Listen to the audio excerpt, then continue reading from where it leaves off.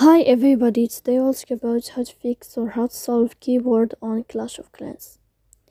To know how to fix or how to solve keyboard on Clash of Clans app, you should just go to settings. Then you can click on apps, default apps, app settings. Then you will enter to Clash of Clans. Here you can click on first stop and you can click OK. Then you can click on storage. Here you can click clear cache. Don't click clear data because that can cause you errors in your app. In the end, you can turn off your phone and you can wait a moment to turn on your phone again.